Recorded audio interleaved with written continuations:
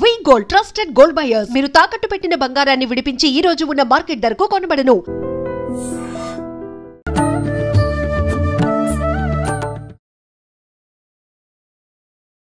నమస్కారం, welcome to I dream. ధర్మ మార్గం విత్ విజిత కార్యక్రమానికి స్వాగతం. ప్రస్తుతం మనతో పాటు ఉన్నారు ప్రముఖ ఆధ్యాత్మికవేత్త బట్టిప్రోలు విజయలక్ష్మి గారి. ప్రముఖతో మాట్లాడి మరిన్ని విషయాలు తెలుసుకుందాం. నమస్తే అమ్మా. నమస్తే అమ్మా. అమ్మా, కృష్ణాష్టమి రాబోతోంది. అంటే శ్రీకృష్ణ జన్మాష్టమి, ఆయన పుట్టినరోజు కృష్ణుడు. మామూలుగా కృష్ణుడు అంటే భగవంతుడు అనే దానికన్నా మా ఇంట్లో పిల్లవాడు, లేకపోతే మా ఇంట్లో మనిషి అనుకుని భావనతో ఆరాధించే వాళ్ళే చాలా మంది ఉంటారు. అయితే ప్రత్యేకించి ఈ కృష్ణాష్టమి వచ్చింది కాబట్టి ఆయన గురించి, ఆ కన్నయ్య గురించి మాట్లాడుకోవాలి అని అంటే ఒక్కొక్క రూపంలో ఒక్కొక్క ప్రదేశంలో ఆయన గురించి విశేషంగా ఆరాధనలు అవన్నీ చేస్తూనే ఉంటారు. ఒక్కొక్క ప్రాంతానికి ఒక్కొక్క స్టోరీ ఉంది. కానీ ప్రత్యేకించి ఉడుపిలో కృష్ణుడి గురించి మాట్లాడుకోవాలంటే వీటన్నిటికన్నా కొంచెం విభిన్నంగా అక్కడ ఉంటుంది అని చెప్పి అంటూ ఉంటారు. ఒక్కసారి దాని గురించి వివరించండి. అసలు ఉడిపి కృష్ణుడి కథ చాలా ప్రత్యేకంగా ఉంటుంది. కృష్ణుడు యశోద దగ్గర పెరిగాడు. అందరూ మన ఇంట్లో పిల్లాడని అనుకోవటానికి కారణం యశోదే. మనల్లో మనం యశోదని భావించుకుని, యశోదది వాత్సల్య భక్తి. ఆ వాత్సల్య భక్తితో కృష్ణుడిని బచ్చ అంటే దూడ, తన పిల్లాడు కదా, అందుకని ఆవుకు దూడ ఎంత సమానమో యశోదకి కృష్ణుడు అంత సమానం. అంతగా తన పిల్లాడు అనుకున్నట్టుగా తన పిల్లాడే. ఆ మమత అనేది ఉందే అందరికంటే యశోదకి ఎక్కువ. ఎందుకంటే అసలు పిల్లలు లేక పుట్టాడు. పుట్టినవాడు చక్కగా అందరూ ఒక వర్ణంలో ఉంటే ఇతను ఒక్కడు శ్యామల వర్ణంలో పుట్టాడు. చామంచాయం ప్రత్యేకమైన రంగులో పుట్టాడు. మహా ముద్దుగా ఉన్నాడు. విపరీతమైన లీలలు చూపించేసి వస్తున్నాడు పుట్టిన క్షణం దగ్గర నుంచి. కనుక చాలా ఎంతో మక్కువ అనమాట ఆవిడికి, మహా ముచ్చట అనమాట. ఈ యశోద దగ్గర ఈయన చేసినటువంటి అల్లరి ఇంకెవరి దగ్గర ఎప్పుడు ఎక్కడా చూపించలేదు. ఆ అల్లరి, ఆ స్వేచ్ఛ యశోద దగ్గర మాత్రమే ఆయనకున్నది. ఒకసారి ఈయనకి వివాహం అయిపోయిన తర్వాత రుక్మిణీదేవి వచ్చి యశోదని కలిశాడు కదా. తర్వాత భార్యలను తీసుకొచ్చి రుక్మిణి, సత్యభామ వీళ్ళందరూ, అమ్మ చిన్నప్పుడు ఈయన బాగా అల్లరి చేసేవాట కదా, ఇప్పుడేమో పెద్ద రాజనీతిజ్ఞుడిలాగా ఇలా ఉన్నాడు. అప్పుడు వచ్చేసరికి చాలా మేధస్సు ఎదిగిపోయిన కృష్ణుడు కదా, ఇలా ఉన్నాడు. చిన్నప్పుడు అల్లరి చేసేట, ఏమన్నా కొంచెం ఆ లీలలు చెప్పమ్మా అని అడుగుతారు. అడిగితే, ఇగో అసలు నన్ను వెన్న చేయనిచ్చేవాడు కాదు, నాకు కవ్వం ఎత్తుకుపోయేవాడు, ఆ కుండల్లో చేతులు పెట్టేసేవాడు, ఆ వెన్నంతా పూసుకునేవాడు, అసలు ఎప్పుడు చూసినా తప్పించుకుని ఆ కవ్వం పుచ్చుకుని తిరిగి పారిపోతుండేవాడు అని చెప్పి అన్ని కొట్టే పనులు చెప్తే, రుక్మిణికి ఆ సన్నివేశం కవ్వం పుచ్చుకుని నుంచున్న బాలకృష్ణుడు భలే గుర్తుండిపోయింది. గుర్తుండిపోయి శిల్పాచార్యులను పిలిచి అటువంటి విగ్రహాలు చెక్కి ఇవ్వండి అని అడిగింది. వాళ్ళు కృష్ణుడికి బలరాముడికి 2 విగ్రహాలు చక్కగా చెక్కి ఇచ్చారు. ఇచ్చాక అవి ద్వారకలో పెద్ద ప్రళయంలాగా వచ్చి అంతా మునిగిపోయింది కదా. అప్పుడు అవన్నీ కొట్టుకుని ఎక్కడికో వచ్చేసాయి. ఎక్కడికి వెళ్ళాయో ఎవరికీ తెలియదు. వాటి చుట్టూ రకరకాల మట్టి చేరి అంతా రాయి అయిపోయి 2 పెద్ద గుండ్లు లాగా ఉన్నాయి. ఇంత పెద్ద పెద్ద గుండ్లు ఉంటే ఎలా ఉంటాయి. ఒకసారి ఒక సముద్రం మీద వర్తకం చేసేటటువంటి ఒక వ్యాపారి సముద్రం మీద పడవ వెళ్ళాలి, కొంత బరువు తగ్గింది. ఆ బరువు వేస్తే గానీ బ్యాలెన్స్ కాదు.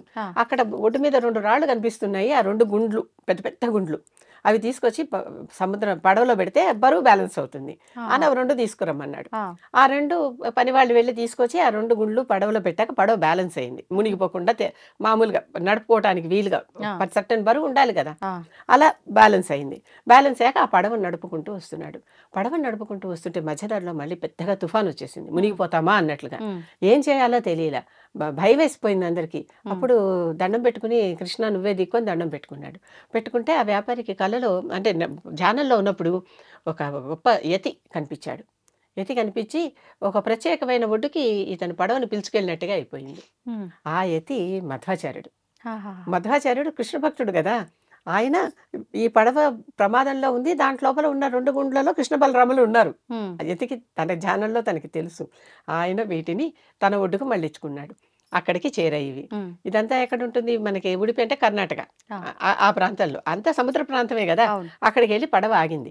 పడవ ఆగాక, నువ్వే నన్ను రక్షించావు స్వామి, ఇంత అందరం మునిగి చచ్చిపోయేవాళ్ళం, నా సామాన్లు పోయేది, ప్రాణాలు పోయేవి, అన్నీ పోయేవి, నువ్వు మమ్మల్ని రక్షించావు, నీకేం కావాలో చెప్పమంటాడు. నాకేం కల్లా నీ దగ్గర ఉన్న 2 గుండ్లు నాకు ఇవ్వమంటాడు. ఆయనకు ముందర తెలుసు. ఆ 2 గుండ్లు ఇప్పించుకుంటాడు.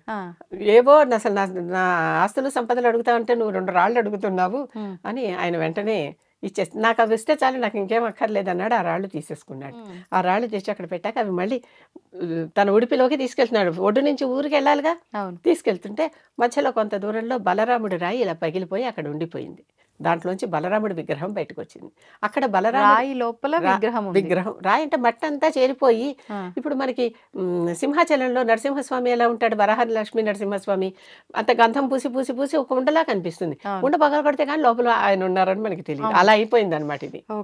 అయిపోయాక అదంతా ఊడిపోయాక ఆ బలరాముడిని అక్కడ ప్రకటన అయిపోయాడు. ఆయన అక్కడే ప్రతిష్ఠ చేసేసారు. అక్కడ ఎక్కడైతే పడిపోయిందో అక్కడ బలరాముడికి ఉడిపికి కొంత దూరంలో 30 కిలోమీటర్లు అనుకుంటా, 30 అక్కడ ఒక ఆలయం కట్టేశారు ఆయనకి. ఆ తర్వాత ఈ కృష్ణ విగ్రహాన్ని ఉడిపి దాకా ఆయన తీసుకెళ్ళగలిగాడు.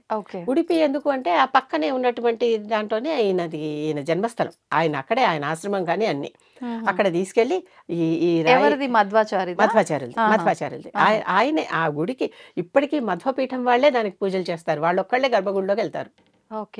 అక్కడికి వెళ్ళి ఆ రాయిని భేదిస్తే దాంట్లో నుంచి చక్కగా కవ్వం పట్టుకుని నుంచున్న అల్లరి బాలకృష్ణుడు కనిపించాడు. దాన్ని తీసుకెళ్ళి ఆ గుడిలో ప్రతిష్ఠ చేశారు. చేశాక ఎవరంటే వాళ్ళకి డైరెక్ట్ గా ఆ గుడిలో దర్శనం లేదు ఎవరికి కూడా. వీళ్ళు మాత్రమే అంటే గుడి ఇలా ఉంటుంది. ఇక్కడ 9 రంధ్రాలు ఉన్న కిటికీ ఒకటి ఉంటుంది, రాతి కిటికీ. ఆ కిటికీలోంచే ఈ 9 రంధ్రాల్లోంచే చూడాలి ఎవరైనా సరే. డైరెక్ట్ గా చూసే అవకాశం లేదు. ఎందుకంటే ఆయన ఇటు తిరుగుంటాడు, కిటికీ వైపు తిరిగి ఉంటాడు. ఈ పక్క నుంచి ఒక ద్వారం ఉంది, ఆ ద్వారం నుంచి చూసినా సైడ్ పోజే కనిపిస్తుంది కానీ ఫేస్ కనిపించదు. వీళ్ళు ఈ మధ్వపీఠపు ఆచార్యులు ఉన్నారు కదా, అంటే పీఠాధిపతులు, వాళ్ళకు కూడా కొన్ని పీఠాలుగా విడిపోయాయి తర్వాత వాళ్ళ సౌకర్యార్థం. విడిపోయిన తర్వాత ఒకళ్ళ పీఠం తర్వాత ఒకళ్ళ పీఠానికి 2 ఏళ్లకు ఒకసారి వాళ్ళు మార్చుకుంటారు, హక్కులు మార్చుకుంటారు. అప్పటిదాకా ఒకళ్ళు తర్వాత ఒకళ్ళు, అదొక పెద్ద ఉత్సవం లాగా జరుగుతుంది. ఆ ఎవరైతే అప్పుడు ఉన్నారో ఆ గుడికి ధర్మకర్త స్థానంలో వాళ్ళు లోపలికి వెళ్ళి అర్చన అంతా చేస్తారు. చేస్తే మనకి ఇప్పుడు చాలా చోట్ల వీడియోలు అవి కనిపిస్తూ ఉంటాయి.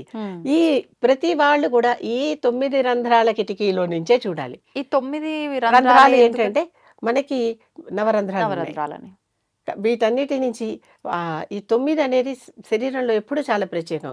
వీటన్నిటికీ అతీతంగా ఉన్నాడు ఆయన, అవతల ఉన్నాడు ఆయన. అంటే ఈ శరీరానికి వాళ్ళు ఇది ద్వైత మతం మధ్వాచార్యుడిది. అద్వైతమేమో శంకరుడు, విశిష్టాద్వైతమేమో రామానుజుడు, ద్వైతమేమో మధ్వుడు. ద్వైతం అంటే 2, జీవుడు వేరే దేవుడు వేరే. అర్థమవుతుంది కదా, జీవుడు వేరే దేవుడు వేరే. జీవుడే దేవుడు అనేది అద్వైతం.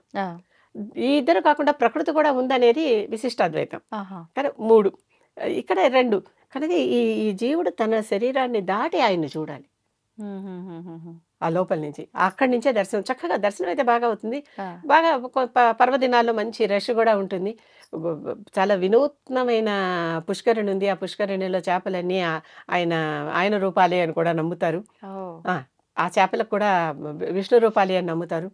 చక్కగా కొత్త రకంగా కనిపించే ఓ రథం ఉంటుంది.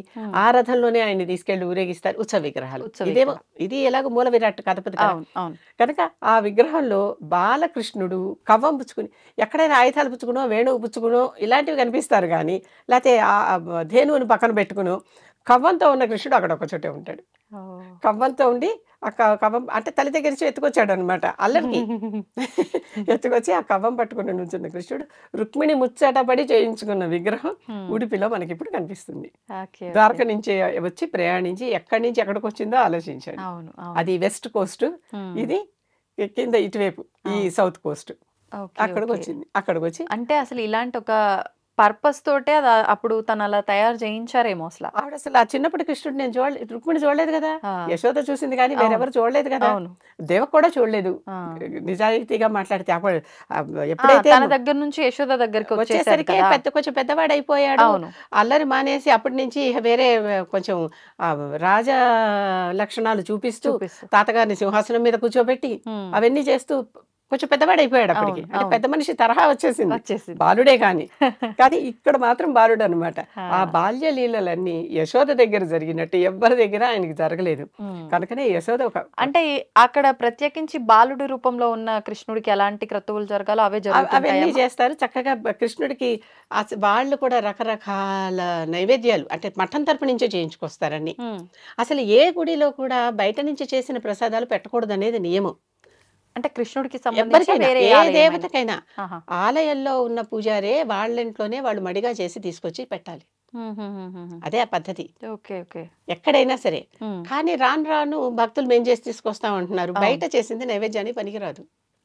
మరి ఇప్పుడు పెడుతున్నామని ఆయనకి పెడుతున్నారు, ఎక్కట్లేదా? మారిపోతున్నాయి ఆచారాలు, ఉమ్, పద్ధతులు మారిపోతున్నాయి. ఓకే. భక్తితో చేస్తున్నారు కదా వీళ్ళు కూడా. అవును. కనుక వాళ్ళు కాస్త దాన్ని ప్రోక్షణ చేసి, అంటే కాస్త దాన్ని శుద్ధి చేసి నైవేద్యం పెడుతున్నారు. అది జరుగుతుంది. ఓకే. ఓకే. ఈ ఈ ఉడిపి కృష్ణుడు అంత అందమైన కృష్ణుడు, ముద్దు కొలిపే కృష్ణుడు, అల్లరి కృష్ణుడు, రుక్మిణి ముద్దుపడి చేయించుకున్న, ఇష్టపడి ముచ్చటపడి చేయించుకున్న విగ్రహం. మధ్వాచార్యుడికి ఆయనంతట ఆయనే ధ్యానంలో దర్శించి తెప్పించి పిలిపించుకుని అక్కడ ప్రతిష్ఠ చేసిన విగ్రహం. అది ఉడిపి కృష్ణుడు కథ. నిజంగా చాలా ఇంట్రెస్టింగ్ గా అనిపించిందమ్మా. అంటే చాలా మంది వెళ్ళిన వాళ్ళు ఉంటారు, కానీ వెళ్ళని వాళ్ళకి ఇదంతా కూడా చాలా మందికి తెలుసు. వెళ్ళినా కూడా ఆ.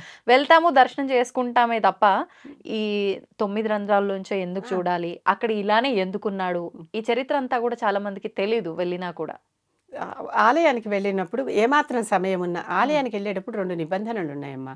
ఒకటి, సమయం బాగా ఉంచుకుని వెళ్ళాలి. అవును. ఎందుకంటే ఆలయాల్లో ఒక్కొక్కసారి నైవేద్యం పెట్టి ఆయన భోంచేస్తున్నప్పుడు ఆయన కాస్త ప్రైవసీ కావాలి.